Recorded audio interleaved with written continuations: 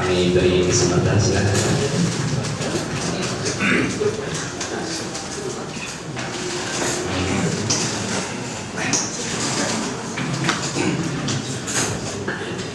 Bismillahirrahmanirrahim. Assalamualaikum warahmatullahi wabarakatuh.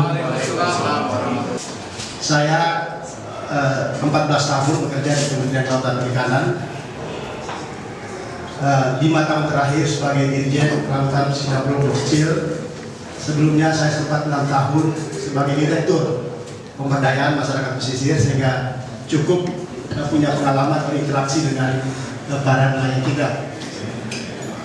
Saya akan mencoba mengambil fokus ke beberapa bagian yang kira-kira saya punya pengalaman pernah mengerjakan dan punya diskusi-diskusi dengan berbagai pihak, sehingga kita bisa mengembangkan atau membumikan apa yang oleh Presiden terpilih kita disebut sebagai poros maritim dunia. Pak Alwi dan teman-teman sekalian yang saya hormati, yang pertama saya ingin bahwa masalah pengamanan laut, pengawasan laut itu perlu diintegrasikan. Dan dengan pengintegrasian seperti itu, maka efisiensi dan efektivitas pengawasan laut kita itu bisa kita capai dengan baik. Yang kedua, pada forum ini saya ingin mengupdate. Minggu lalu ada pertemuan antara Menteri Kelautan Perikanan, Ketua DPR Pak Marsupiani didampingi oleh Wakil Ketua DPR Pak Pramono Anung, kemudian Ketua DPD dan Wakil Ketua DPD, itu mereka sepakat untuk mempercepat rancangan undang-undang kelautan. Draft memang diinisiasi oleh DPD, dan salah satu yang akan direformulasi di dalam rancangan undang-undang itu adalah mengintegrasikan pengamanan dan pengawasan dunia ini. Yang bisa menyelamatkan bumi itu ada 3 titik. Pertama, kalau untuk fauna, flora dan fauna, itu di Amazon. Kemudian untuk fauna itu di Congo Basin.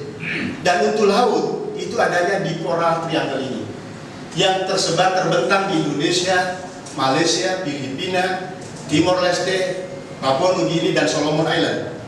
Dan kita menjadi komandannya di sini. Sekarang ini kita sedang menyeleksi siapa direktur eksekutif pertama. Kita sedang bersaing antara satu dari Indonesia dan satu dari Malaysia. Tetapi yang jelas kantornya sudah ada di Manado. Jadi Bapak Ibu sekalian, kalau ini kita bisa teruskan, maka Indonesia bisa menjadi pemain utama ketika berbicara mengenai perubahan iklim, sumber daya ikan dan seterusnya. Indonesia sebagai negara kepulauan terbesar di dunia sampai hari ini masih mengimpor 2 juta ton garam setiap tahun. Garam. Saya kebetulan 3 tahun mengerjakan garam. Dan sebetulnya garam ini gampang sekali, Pak. Teknologinya sederhana sekali garam itu. Tidak ada teknologi canggih, itu teknologi Tuhan saja. Air dijemur, matahari, jadilah dia garam. Saya punya pengalaman 3 tahun mengembangkan pemberdayaan usaha garam rakyat, Pak.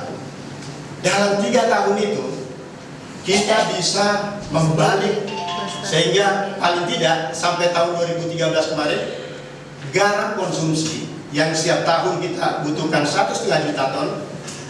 Waktu KKP masuk ke situ, kita masih impor 1 juta. Sekarang ini kita memproduksi garam 2 juta hanya dengan membantu kincir angin, membantu petak-petak, memperbaiki petak tambaknya petani, dan kita bisa memproduksi dan ada surplus 1 juta ton. Nah, cuma sayangnya surplus ini tidak bisa diserap oleh industri karena standar kualitas garam petani kita masih rendah. Nah, oleh karena itu salah satu yang saya kira perlu dipertimbangkan ke depan adalah apa yang kita sebut sebagai korporatisasi usaha garam rakyat. Dan dengan itu saya percaya kita bisa surplus garam, karena sebetulnya pada zaman Belanda, bahkan pada akhir Orde Lama, kita itu masih eksportir garam. Ekspor garam, ya. Nah, kita akan ekspor. Saya kira gitu. Terima kasih. Assalamualaikum warahmatullahi wabarakatuh.